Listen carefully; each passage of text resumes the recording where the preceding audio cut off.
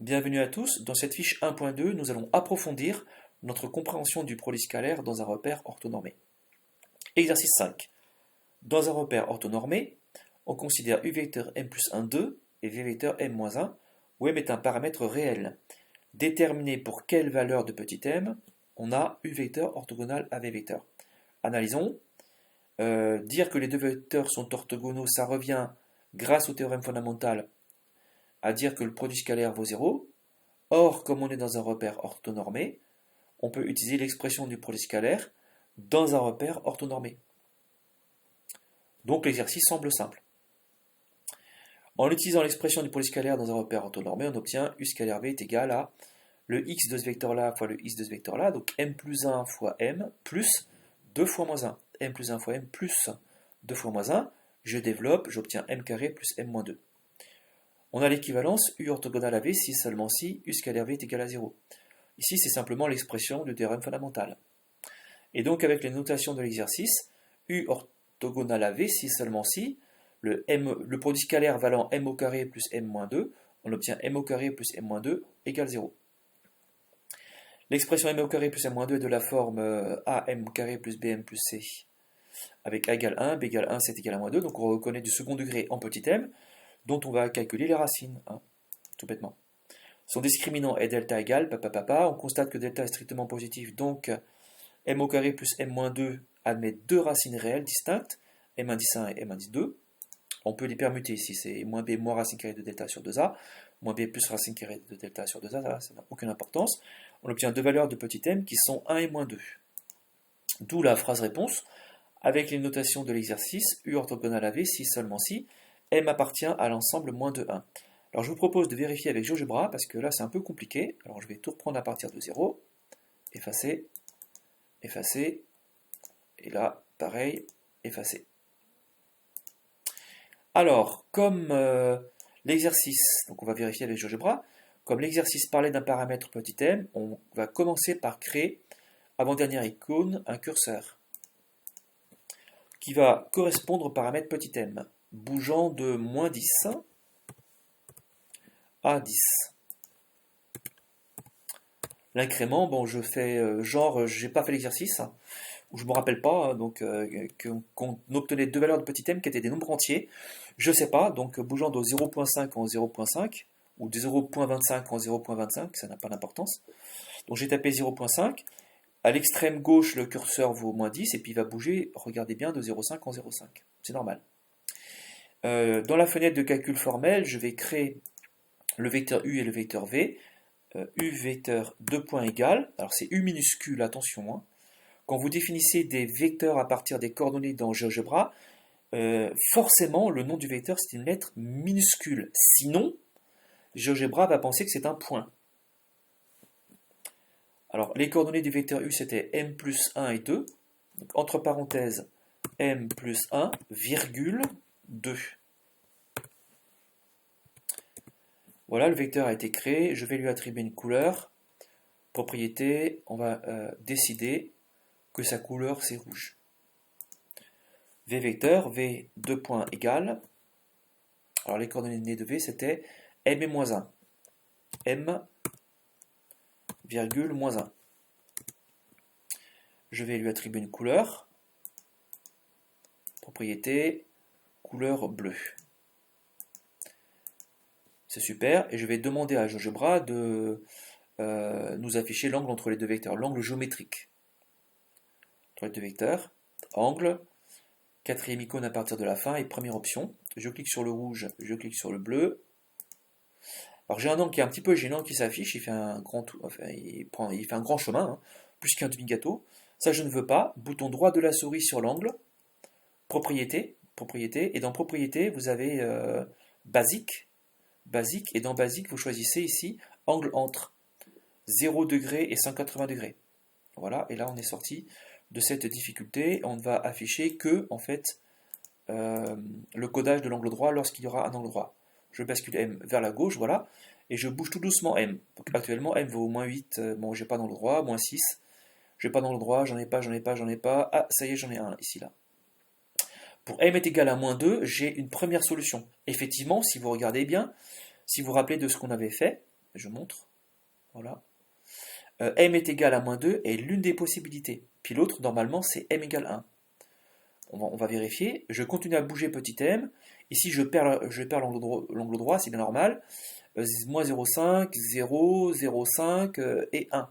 Pour m égale 1, je retrouve un angle droit. Les vecteurs rouge et bleu sont à nouveau orthogonaux. Donc deuxième possibilité, m égale 1, ça marche, et ensuite ça ne marche plus. Voilà. On a vérifié avec GeoGebra qu'on ne s'est pas trompé, et je vous encourage à vérifier à la maison avec GeoGebra. Utilisez GeoGebra, faites de l'informatique. Exercice suivant, je cache, voilà. Alors c'est un grand classique, je ne suis pas l'inventeur de l'exercice. J'en ai inventé d'autres, rassurez-vous. À toute modestie gardée, hein. Soit A, B, C, D à un carré. On note grand E le milieu de segment CD, c'est ce que j'ai codé sur la figure, et F le milieu de segment BC, j'ai codé sur la figure.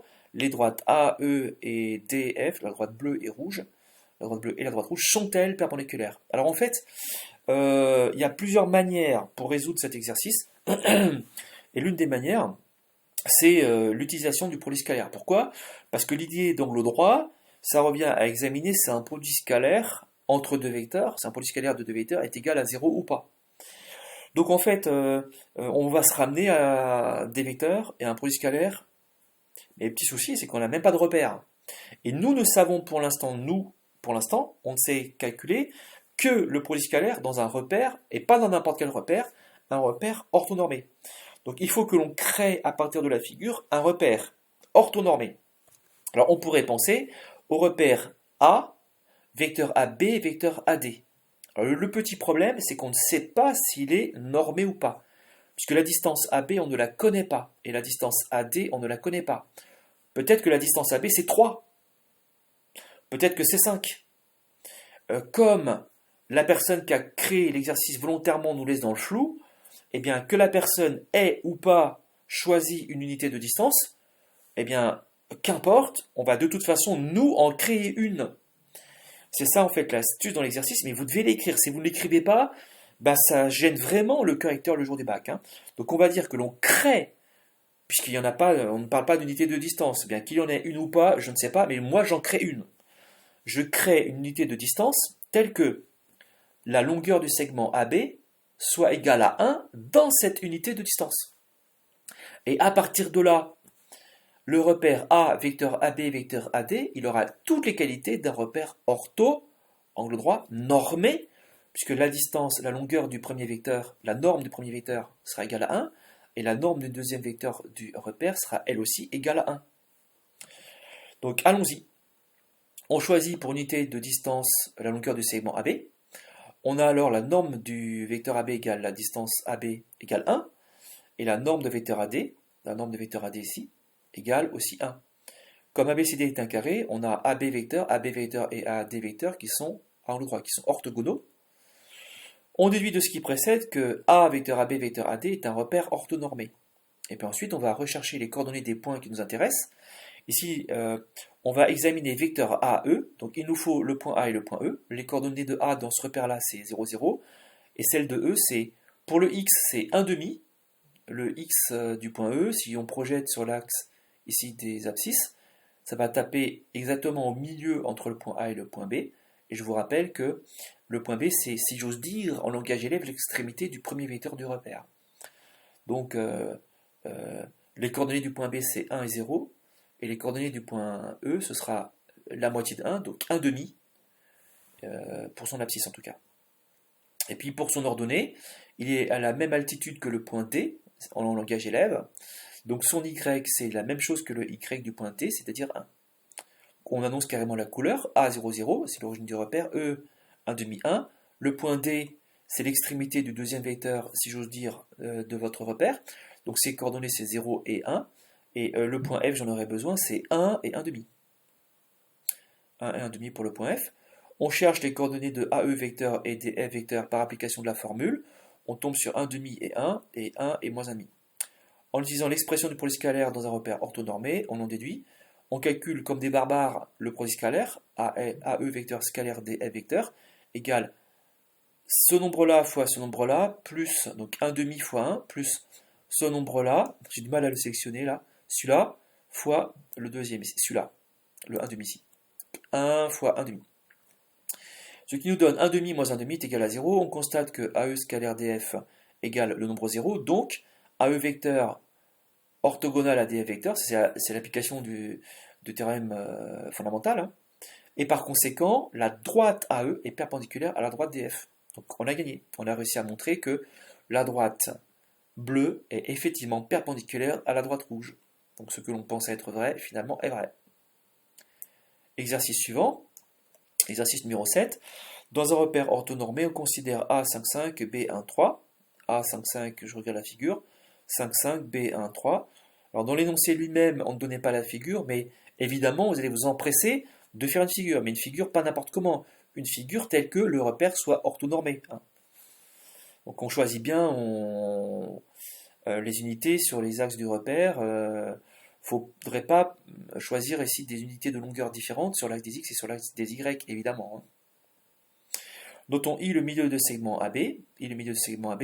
On a le x du point I ici, c'est l'application des formules des coordonnées du milieu d'un segment que vous avez vu en classe de seconde. Ce qui nous donne pour le point I 3 et 4. On peut vérifier 3 et 4. Je vous laisserai lire en détail, hein. Donc vous ferez des copies d'écran et vous allez vous débrouiller. Vous lirez le PDF.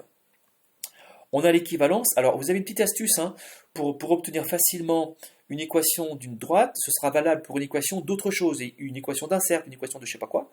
Eh bien, pour obtenir une équation, vous devez, l'une des méthodes, hein, qui marche très très bien, si vous imaginez un point M, xy non fixé appartenant à la droite, et vous essayez de caractériser vectoriellement, qu'est-ce que je vois? Ici, M appartient à la droite delta. J'ai placé M sur la figure, mais M n'est pas fixé, il est variable, hein. Si seulement si, le vecteur rose et le vecteur orange, le vecteur AB et le vecteur IM, sont orthogonaux. C'est-à-dire, par application du théorème fondamental, le produit scalaire est égal à 0. Ensuite, on cherche les coordonnées de IM vecteur, les coordonnées de AB vecteur, par application des formules. On obtient xm moins xi, c'est-à-dire x moins 3, parce que x du point M, c'est x, c'est noté petit x. X du point M, c'est noté petit x. Et le y du point M, c'est noté petit y. Et y moins 4. On écrit que le produit, on cherche d'abord l'expression du produit scalaire. Sinon, on pourrait rédiger peut-être différemment, bon, c'est pas bien grave. En utilisant l'expression du produit scalaire dans un repère orthonormé, on obtient IM. On pourrait procéder par équivalence, ce serait plus joli. Donc je vous propose de changer un petit peu. Revient à dire left, right, arrow. Revient à dire que ça égale à 0. Revient à dire que, alors je vais gagner du temps, CTRL-C, CTRL-V, égale 0. Revient à dire que égale à 0. On a donc là, on n'a plus besoin de cette partie-là. Hop. Revient à dire, on va poursuivre par des équivalents. Voilà. Revient à dire cette ligne-là, on peut la supprimer. Donc là, c'est vraiment de la création en live, les enfants. C'est vraiment intéressant. Équivaut à moins 2y est égal à 4x moins 20. 2y, je change le signe à gauche, je change le signe à droite. Ou bien, une autre manière de dire les choses, je multiplie tout le membre de gauche par moins 1 et aussi tout le membre de droite par moins 1. Ce qui va me donner 2y et 6, ce qui va me donner moins 4x plus 20.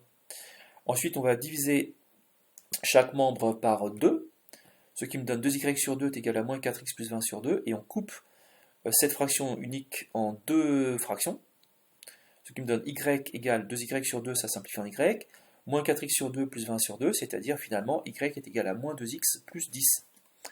Y égale à moins 2x plus 10. Y est égal à moins 2x plus 10. La médiatrice delta du segment AB admet donc pour équation réduite y égale à moins 2x plus 10. Et on pourrait vérifier que c'est pas n'importe quoi en utilisant GeoGebra.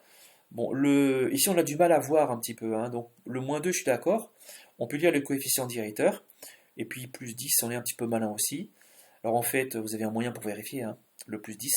Je vous rappelle que la droite bleue, elle coupe l'axe des y du repère en la valeur petit b, qui d'après nous est plus 10. Alors comment vérifier? À chaque fois que vous avancez, si je prends ce point bleu là, de lui vers lui, de lui vers lui, en X, j'avance de la gauche vers un pas, et en Y, j'augmente de 2. Donc à partir du point I, il y a un pas, deux pas, trois pas vers la gauche, donc 3 fois une augmentation de 2 pas vers le haut, à partir du point I. Alors 3 fois 2, 6, 6 plus 4, 6 plus 4 ici, 4 c'est le Y du point I, 6 plus 4, 10. Donc le Y du point bleu qui est sur l'axe des Y, qu'on ne voit pas, c'est 10. C'est juste une astuce de prof. Je suis pas sûr que. Enfin, j'espère que vous avez suivi, mais si c'est pas le cas, bah c'est pas bien grave. Voilà, j'espère que cette vidéo vous aura été utile. Je vous souhaite de très bonnes vacances et je vous dis à très bientôt les enfants.